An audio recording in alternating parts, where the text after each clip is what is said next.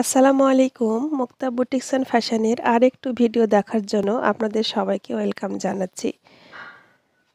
আজকে আমি সন্ধ্যা থেকে ব্লগটা শুরু করছি। সন্ধ্যার সময় আমার এক আপা এসেছেন কিছু কাপড় নিয়ে। এই কাপড়গুলো আমি শহরে বাসা নেওয়ার পরে ছেড়েছিলাম। সেই কাপড়গুলো হয়ে গেছে। তো আপা নিয়ে এসছে, আমি একটু দেখে নিচ্ছি যে সব ঠিকঠাক আছে কিনা। এগুলো গোলাপের ড্রেস, গোলাপ ডালিয়া যেটা বলে। এটা সিল্ক সুতা দিয়ে পেঁচিয়ে পেঁচিয়ে করা হয় সেই গোলাপের ড্রেস। কয়েকটা টু পিস আর আমি কিছু এক্সট্রা ওড়না ছেড়েছিলাম, সেগুলো হয়ে গেছে।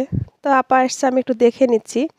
তারপরে উনি একটা ড্রেসও নিয়েছেন, ওনার বাসায় একজন গেস্ট আসছিল, তাই গিফট করার জন্যে আমি ওনাকে ড্রেসও দেখাচ্ছি।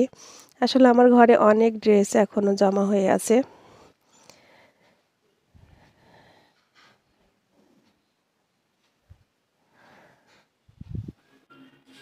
কি করছো মা? কি করছো মা? মন খারাপ?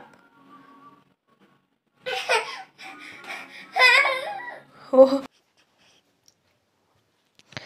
আর এটা সকালবেলা, সকালে আমি খেজুরের রস খাচ্ছিলাম। এইবার প্রথম শীতে আমরা খেজুরের রস খাচ্ছি। খেজুরের রস খেতে আমার খুবই ভালো লাগে। চলেন আপনাদেরকে সাথে নিয়েই খাই।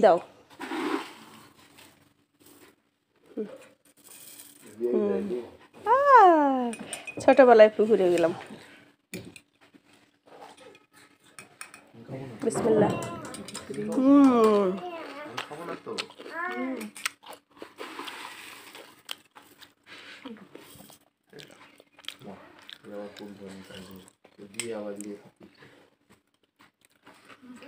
কেমন খেতে?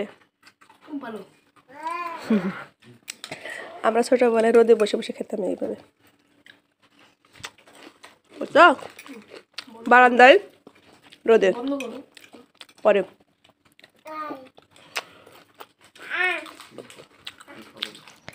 রস দিয়ে মুড়ি খেতে আমার খুবই ভালো লাগে। খাচ্ছি আর ছেলের সাথে কথা বলছিলাম। আমার বড় ছেলে ওইও খাবে, ওর জন্য রেখেছি। আর এটা সকালবেলা, সকালে নাস্তা আমরা করে নিয়েছি, তারপরে রস দিয়ে মুড়ি খাচ্ছি।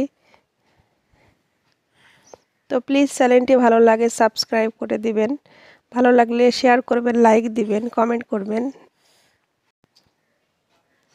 রস খাওয়া শেষ করে আমি রান্না করতে চলে আসলাম। মাছ দিয়ে সবজি দিয়ে রান্না করব। মাছগুলো আমি ভেজে নিচ্ছি আর পাশে তরকারিটা বসিয়ে দিব এখন। আমার মেয়ের শরীরটা ভালো না, সেজন্য আমি খুব তাড়াহুড়ো করে আজকে কাজ করছি। ও একটু শরীর খারাপ, কয়েকদিন থেকে জ্বর, মানে 3 দিন হয়েই আসলো জ্বর। আজকে থেকে অ্যান্টিবায়োটিক দিব। এই যে পেঁয়াজটা আমার একটু বেরেস্তা করা হয়ে গেছে, আমি উঠিয়ে নিচ্ছি। এখন আমি মশলা কষিয়ে সবজিগুলো দিয়ে দিব। আর আমার বিজনেসের একটু টুকটাক কাজের চাপও বেড়েছে আর খুবই ঠান্ডাও পড়েছে। মেয়েটাকে যত্ন নেওয়া কম হচ্ছে, সাথে আমিও একটু অসুস্থ, আমারও ঠান্ডা লেগে গেছে। তো সব মিলিয়ে চলে যাচ্ছে জীবন। সবার কাছ থেকে দোয়া চেয়ে নিচ্ছি, আপনারা আমার জন্য দোয়া করবেন, আমার সংসারের জন্য, বাচ্চাদের জন্য, আপনাদের জন্য আমার অনেক অনেক দোয়া। মশলা কষিয়ে আমি এখন সবজি দিব, সবজি দিয়ে একটু কষিয়ে নিব, নিয়ে ঝোল দিয়ে দিব কষানোর। আর কাপড়ও ভিজিয়ে দিয়েছি, কাপড় কাচতে হবে। রান্না শেষ করে আমি কাপড় কাচবো। মেশিনের একটু কাজও আছে, তারপর একটু কাজও করে নিব।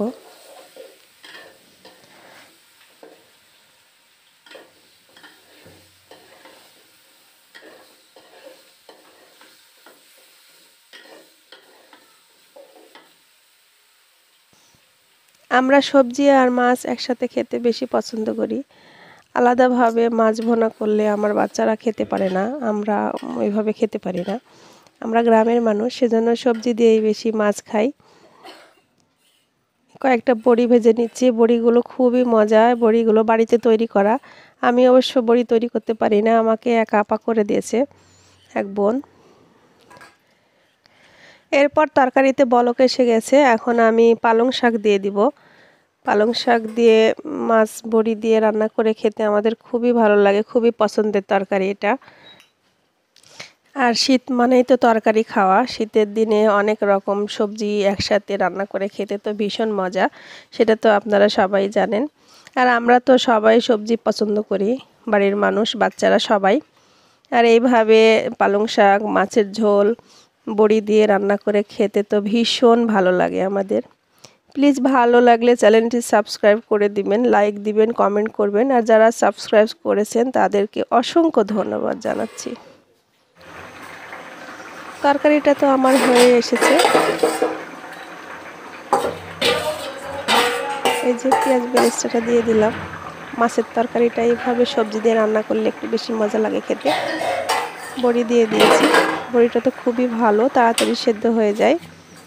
তরকারিটা আমার রান্না শেষ। এখন আমরা দুপুরে খাওয়া দাওয়া করে নিব, তারপরে বিকালে আবার ফিরে আসছি, বিকালে আবার ভিডিও করব।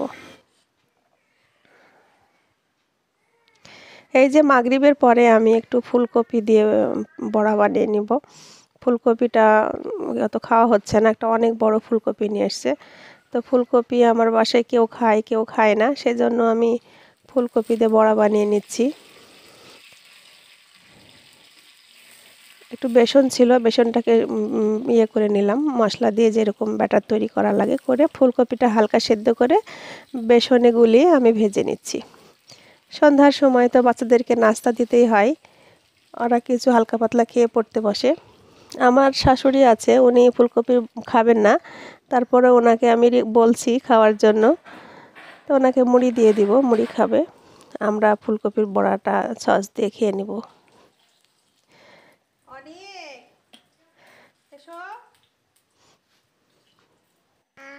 তো সবাই ভালো থাকেন, সুস্থ থাকেন, আমাদের জন্য দোয়া করেন। আর প্লিজ চ্যানেলটি সাবস্ক্রাইব করে দিবেন, পাশে থাকা অল বাটনটি প্রেস করে দিবেন, যাতে পরবর্তী ভিডিও ছাড়া মাত্রই নোটিফিকেশান আপনার মোবাইলে পৌঁছে যেতে পারে।